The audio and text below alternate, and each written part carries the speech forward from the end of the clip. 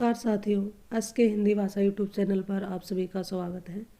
आज की इस वीडियो में हम हिंदी साहित्य से संबंधित 42 प्रश्नों पर चर्चा करने वाले हैं। इससे पहले भी हिंदी साहित्य से संबंधित प्रश्नों पर वीडियो बना रखी है। अगर आपने उसको नहीं देखा है तो पहले आप उसको देखिए, उसमें भी बड़े ही महत्वपूर्ण प्रश्नों पर चर्चा की गई है। तो आज की इस वीडियो का हमारा पहला प्रश्न है, पद्मावत किसकी रचना है। वैसे ये दोनों प्रश्न कल हम कवर कर चुके हैं, फिर से इस पर चर्चा कर लेते हैं। तो पद्मावत किसकी रचना है, आपका आंसर इसमें क्या होना चाहिए। ऑप्शन है नावादास, केशवदास, तुलसीदास, जायसी। तो इसका सही जवाब क्या था, मलिक मोहम्मद जायसी। और कल कमेंट में क्वेश्चन डाला गया था ये कि इसका सही जवाब क्या है, बेताल पचीसी के रचनाकार कौन है। तो इसमें आप सभी का लगभग सही उत्तर था और इसका उत्तर आप मैच कर सकते हैं, सूरती मिश्र हैं। आज का इस वीडियो का पहला प्रश्न शुरू करते हैं। सुहाग के नुपुर के रचयिता कौन है। सुहाग के नुपुर के रचयिता का नाम बताना है। निराला, मोहन राकेश, अमृतलाल नागर, प्रेमचंद। तो सुहाग के नुपुर जो रचना है वो है अमृतलाल नागर की। संस्कृति के 4 अध्याय, वेरी इंपॉर्टेंट है ये रचना। किसकी है, रामधारी सिंह दिनकर, भगवती चरण वर्मा, माखनलाल चतुर्वेदी, सुभद्रा कुमारी चौहान। तो ये रचना है भगवती चरण वर्मा की। संस्कृति के अध्याय 4, ये रचना भगवती चरण वर्मा नहीं, रामधारी सिंह दिनकर की है। अगला है, अशोक के फूल निबंध किसका है। कुबेरनाथ राय, गुलाब राय, रामचंद्र शुक्ल, हजारी प्रसाद द्विवेदी।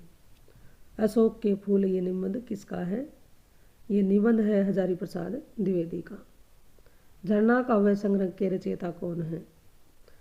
सोहनलाल द्विवेदी, महादेवी वर्मा, जयशंकर प्रसाद, सुभद्रा कुमारी चौहान। झरना के कौन है, इसका सही जवाब ऑप्शन सी, जयशंकर प्रसाद। ये झरना इनकी कविता है। भारत भारती काव्य के रचनाकार हैं गोपाल शरण सिंह नेपाली, नरेश मेहता, मैथिली शरण गुप्त, धर्मवीर भारती।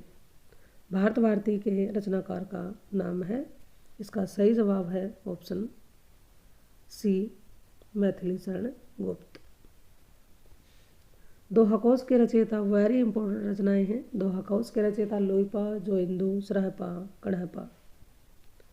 तो जिसका सही जवाब ऑप्शन सी, सरहपा। आपका भी ये जवाब है तो बिल्कुल सही है। बड़ी तैयारी चल रही है, इसी प्रकार तैयारी करते रहें और आगे बढ़ते रहें। अगर ये वीडियो, ये जानकारी आपको अच्छी लगे तो वीडियो को लाइक करें और अपने साथियों के साथ भी इसको शेयर ज़रूर करें। और आप चैनल पर पहली बार आए हैं तो इस चैनल को सब्सक्राइब कर लीजिए। प्रेम सागर के रचनाकार हैं सदल मिश्र, उस्मान, लल्लूलाल, सुंदरदास। प्रेम सागर के रचनाकार का क्या नाम है, तो जी उनका नाम है लल्लू लाल।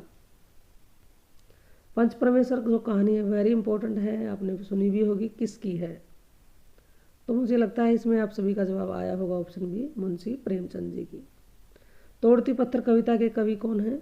सुभद्रा कुमारी चौहान, महादेवी वर्मा, सूर्यकांत त्रिपाठी निराला, माखनलाल चतुर्वेदी। तोड़ती पत्थर जो कविता है इसके रचनाकार का नाम है, ऑप्शन सी है, सूर्यकांत त्रिपाठी निराला जी। हार की जीत कहानी बहुत ही प्रसिद्ध रह चुकी है, किसकी है। सुदर्शन, यादवेंद्र शर्मा चंद्र, कमलेश्वर, रांगे राघव। तो जी हार की जीत किसकी है, सुदर्शन जी की है। रानी केतकी की कहानी के रचयिता कौन है। वृंदावन लाल वर्मा, किशोरी लाल गोस्वामी, माधव राव सप्रे, इंसाल्लाह खां।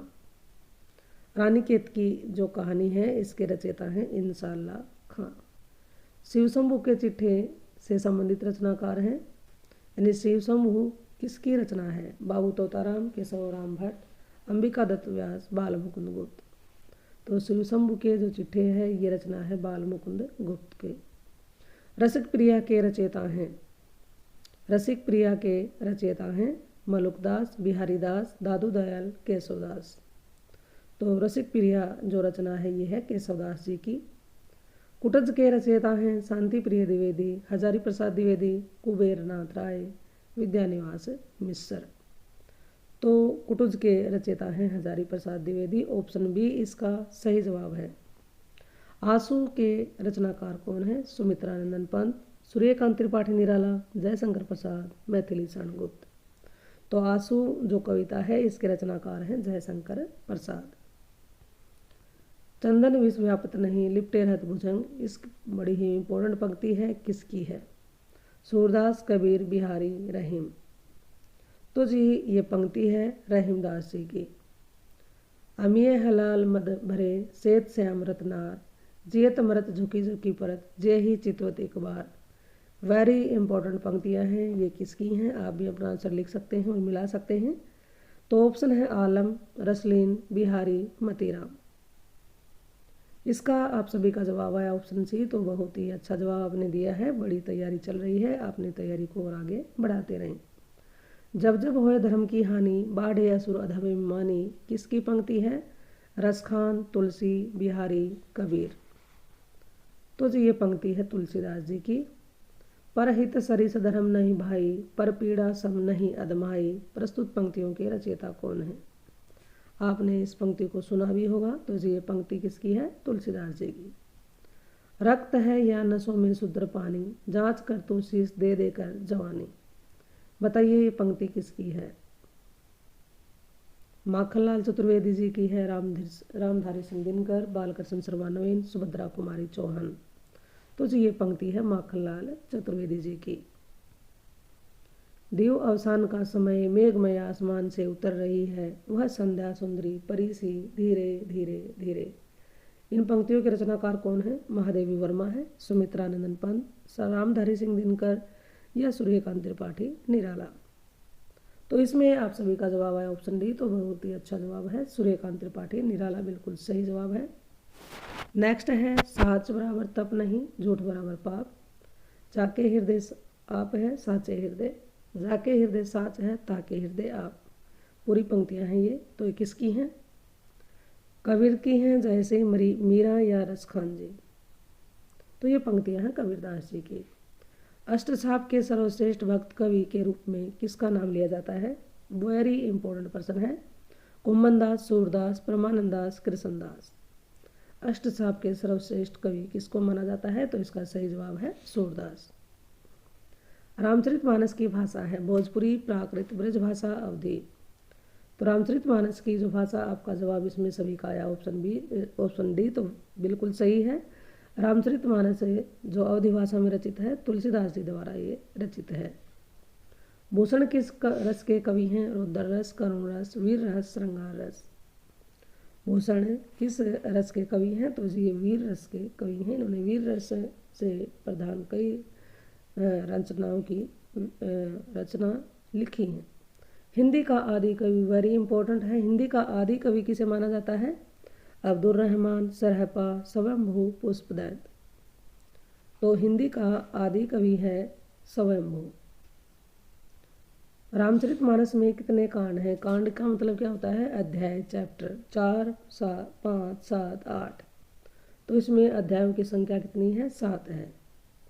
निम्नलिखित में कौन सा एक व्यंग लेखक है? श्याम सुंदर दास, विद्यानिवास मिश्र, राहुल शंकरतयान, हरिशंकर परसाई। एक व्यंग लेखक का नाम बताना है। तो इसका सही जवाब है हरिशंकर परसाई।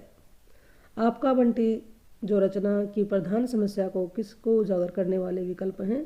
राजनीतिक समस्या, मनोवैज्ञानिक समस्या, शिक्षा समस्या, तलाक से जुड़ी बाल समस्या। सॉरी, इसका सही जवाब है ऑप्शन डी, तलाक से जुड़ी बाल समस्या।